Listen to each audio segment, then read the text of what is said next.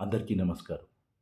7 రోజులు దాటి ఎనిమిదో రోజుకు చేరుకున్నా విజయవాడ వరద బాధితుల ఆక్రందనలు ఆగడం లేదు.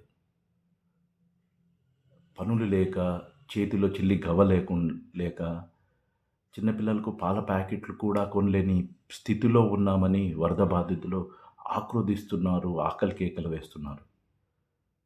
ప్రభుత్వం ఏం చెబుతుందంటే నిత్యావసర సరుకులు అందిస్తున్నాము అంటున్నారు. అది కింది స్థాయికి చేరడం లేదు. ఇంతే కాకుండా లోతట్టు ప్రాంతాలలో ఇంకా ప్రభుత్వం చేరలేదు. వాళ్ళకు నిత్యావసర సరుకులు అందడం లేదనేది వరద బాధితుల చెబుతున్న మాట.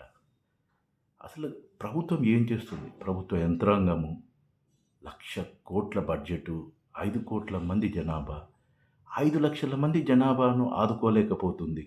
7 రోజులు, 8 రోజులు 7 రోజులైనాక ఎనిమిదో రోజు కూడా 5,00,00,000 మందికి మాత్రమే 5,00,000 కేవలం 5,00,000 మందిని ఆదుకోలేకపోతుంది. ఇది ప్రభుత్వ వైఫల్యమా? చేతగానితనమా? అనేది ప్రభుత్వమే ఆలోచించుకోవాలి.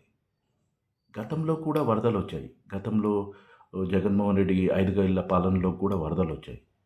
ఒకే ఒక్క రోజులో ఎంటీయూ వాహనాల ద్వారా రేషను, నిత్యావసర సరుకులు ఒక్కటే రోజులో ఎటువంటి సమస్యలు లేకుండా, ఎవరి దగ్గర నుంచి కంప్లెయింట్లు, రిమార్క్స్ లేకుండా డెలివరీ చేశారు. అంతేకాకుండా రిలీఫ్ క్యాంపుల నుంచి ఇంటికెళ్ళేటప్పుడు కొంత డబ్బులిచ్చి సంతోషంగా ఇంటికి పంపించేవారు. ఆ ప్రభుత్వానికి, ఈ ప్రభుత్వానికి తేడా అందుకోసమే ప్రభుత్వము ఘోరంగా వైఫల్యమైందనేది ఖచ్చితంగా చెప్పగలం.